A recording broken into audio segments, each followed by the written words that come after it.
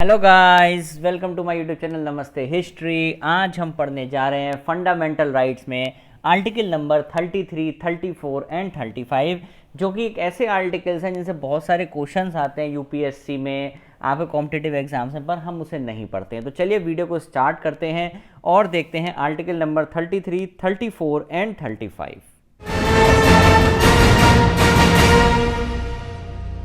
हाँ, article number 33 हम लोग बहुत कम ही पढ़ते हैं। हम लोग क्या राइट टू कॉन्स्टिट्यूशनल रेमेडी पढ़ के ख़त्म कर देते हैं, लेकिन उसके बाद भी कुछ है बकाया। वो क्या है कि आर्टिकल 33 क्या करता है? एम्पावर करता है किसे? पार्लियामेंट को। सबसे पहली बात, किसे एम्पावर करता है? किसे पावर देता है? पार्लियामेंट को। स्टेट लेजिस्लेचर को पावर नहीं देता है कि फंडामेंटल राइट रेस्ट्रिक्ट कर दो, फंडामेंटल राइट अपने कंट्रोल में ले लो। किसके? Members of the armed forces, army के फंडामेंटल राइट्स को रेस्ट्रिक्ट करो, कंट्रोल में लो। पैरामिलिट्री फोर्सेस के राइट्स को कंट्रोल में लो, पुलिस के राइट्स को कंट्रोल में लो, इंटेलिजेंस एजेंसीज के राइट्स को कंट्रोल में लो। क्योंकि देखो, एक बात होती है कि हमारे फंडामेंटल राइट्स इनके मुकाबले बहुत ज़्यादा हैं। अगर एक बात सोचो, अगर यही लोग प्रोटेस्ट करने लगे तो फिर अगर ये लोग प्रोटेस्ट करेंगे तो इनको रोकने के लिए कौन होगा? इसलिए इनके बहुत सारे राइट्स जो होते हैं ना, वो पार्लियामेंट, ये बहुत इंपॉर्टेंट है, पार्लियामेंट उन राइट्स को रेस्ट्रिक्ट कर देती है। पार्लियामेंट उन राइट्स को बोल देती है कि आप ये राइट्स यूज नहीं करोगे, जिससे क्या होगा? प्रॉपर डिसिप्लिन बना रहेगा और ये अपनी ड्यूटीज को भी प्रॉपरली कर पाएंगे। आप समझ रहे हो मेरी बात? जैसे फंडामेंटल राइट है, मान लो फ्रीडम ऑफ स्पीच है, ये बोले चले जा रहे हैं, या कोई प्रोटेस्ट कर दिया इन लोगों ने, या कहीं पर धरना देने बैठ गए, तो इनको रोकने के लिए किसे लाएंगे? ठीक है, इस वजह से पार्लियामेंट इनके फंडामेंटल राइट्स को क्या करती है? रेस्ट्रिक्ट कर देती है, रोक देती है कि ये कुछ फंडामेंटल राइट्स इनके रुके हुए हैं, ये यूज नहीं कर सकते। आ रही बात समझ में? देखो, power to make laws under article number 33 is given to parliament only. मैंने लाइन बार बार इसीलिए लिखी है जिससे कि ध्यान रहे। और ये स्टेट लेजिस्लेचर के पास इसका कोई अधिकार नहीं होता है, और ये जो भी लॉ बनाएंगे ये किसी भी कोर्ट ऑफ लॉ में चैलेंज नहीं करा जाएगा। पार्लियामेंट अगर कोई भी लॉ बनाती है इस कंडीशन में तो उसे चैलेंज नहीं करेंगे आप कोर्ट ऑफ लॉ में। ये इंपॉर्टेंट है, ठीक है। अब किस किस चीज़ पे रेस्ट्रिक्शन है? Freedom of speech. अभी एक वीडियो आई थी हाल ही में फेसबुक पर, जिसमें एक जवान ने शेयर किया था कि मुझे यहाँ खाना खराब मिलता है। तो एक्चुअली आर्मी में अगर ऐसी चीज़ें होंगी ना, तो देश का विश्वास भी आर्मी प्रति उठने लगेगा कि यार वहाँ पे भी ऐसे ही होता है। तो इस वजह से ये रेस्ट्रिक्शंस हैं। आप वो कोई एसोसिएशन नहीं बना सकते, कोई ग्रुपबाजी नहीं कर सकते, ठीक है। प्रेस के साथ कम्युनिकेट नहीं करेंगे, क्योंकि भाई बहुत सारे मिशंस होते हैं आर्मी के जो बहुत ही सीक्रेट होते हैं। अगर एक भी मिशन लीक हो गया तो आप समझ ही सकते हो उसका इम्पैक्ट किस तरीके से पड़ेगा, ठीक है। तो प्रेस से कम्युनिकेट नहीं करेंगे, कोई पब्लिक मीटिंग नहीं करेंगे, ठीक है।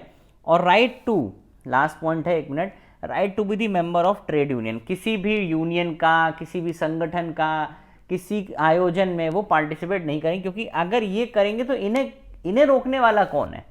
मेन मुद्दा ये है, ठीक है। अब देखो एक्सप्रेशन, अब देखो इसमें एक चीज और भी आती है कि अगर देखो, सबसे पहले हमने यहाँ पे एक लाइन देखी थी, member of the armed forces. अब ये member of the armed forces में कौन कौन आता है? ये क्वेश्चन इंपॉर्टेंट है, बहुत बार पूछा जाता है। भैया इसमें जो कारपेंटर है, बार्बर है, मैकेनिक है, कुक है, चौकीदार है, ये सारे के सारे आर्मी के ही मेंबर कहलाते हैं। ये नॉन कॉम्बेटेंट होते हैं, मतलब ये लड़ने नहीं चाहते हैं। लेकिन ये सब बार्बर, कारपेंटर, मैकेनिक, कुक, चौकीदार, बढ़ई, जितने भी हैं इनके यहाँ, वो सब क्या है? वो आर्टिकल 33 में कवर होते हैं। मोस्ट इंपॉर्टेंट बात, ठीक है। और भैया जो कोर्ट मार्शल होता है ना, जब किसी बंदे का कोर्ट मार्शल होता है तो आर्टिकल 33 फिर उसके ऊपर से हट जाता है, ठीक है। अब आर्टिकल 33 में अब उसके फंडामेंटल राइट्स उसे मिल जाते हैं, लेकिन जब कोर्ट मार्शल है कंडीशन में, और ये सुप्रीम कोर्ट और हाई कोर्ट के परव्यू से बाहर रहता है court martial. Very important question है, बहुत ही बार पूछा गया है कि आर्टिकल 33 जब आपका मार्शल लॉ हो गया, मान लो जैसे कि कोई बंदा, उसके ऊपर मार्शल लॉ लगा दिया गया कि भाई तुमने गलत काम किया, अब उस कंडीशन में क्या होगा कि भाई उसके जो भी फंडामेंटल राइट्स है वो उसे फिर मिल जाएंगे और आर्टिकल 33 उस पर नहीं लगेगा, ठीक है। और ये चीजें सुप्रीम कोर्ट और हाई कोर्ट के परव्यू से बाहर रहती हैं। मोस्ट इंपॉर्टेंट है ये पूरी, ये लास्ट वाला पॉइंट है ना, ये बहुत इंपॉर्टेंट है, ठीक है। अब आता है आर्टिकल नंबर 34। 34 क्या बोलता है कि भैया मार्शल लॉ लगा दिया गया है, मतलब मिलिट्री शासन लग गया है भारत की टेरिटरी के अंदर, या भारत के किसी भी एरिया में लग गया या भारत की टेरिटरी में लग गया। पूरे भारत पे भी लग गया पता नहीं, कहीं पे भी लग सकता है, टेरिटरी पे भी लग सकता है, पूरे भारत पे भी लग सकता है, कहीं स्टेट में भी कहीं पे भी लग सकता है।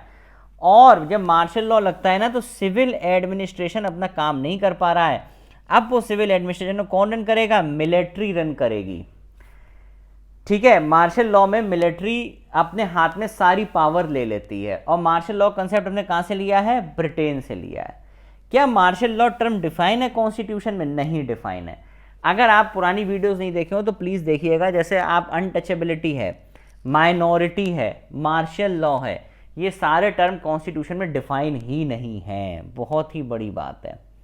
ठीक है, अब मान लो जैसे क्या होता है कि जब पावर मिलिट्री अपने हाथ में ले लेती, मान लो मिलिट्री ने अपने हाथ में पावर ले ली और वहां के जितने भी लोग थे उनके फंडामेंटल राइट्स क्या हो गए? अब रेस्ट्रिक्ट हो गए।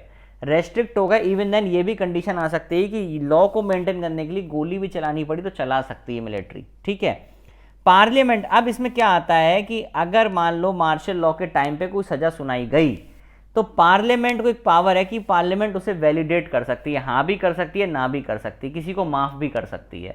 ठीक है, या कोई भी सेंटेंस पास किया गया तो पार्लियामेंट उसे वैलिडेट करेगी, पहले चेक कर लेगी सही है या नहीं है, और 99% केस में माफी होती है इसमें।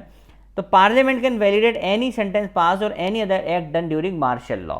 ठीक, और इसमें एक लास्ट लाइन लिखी गई है जो बहुत ही इंपॉर्टेंट है कि हैबियस कॉर्पस की जो रिट होती है कि अगर मिलिट्री किसी को अपने कहीं पे भी ले जाती है उठा के, ठीक है, और उसे कोर्ट के सामने नहीं लाती है या कुछ ऐसी बात हो जाती है तो उस कंडीशन में हैबियस कॉर्पस रिट हमेशा वैलिड रहेगी कि उसे कोर्ट के सामने पेश करना ही पड़ेगा।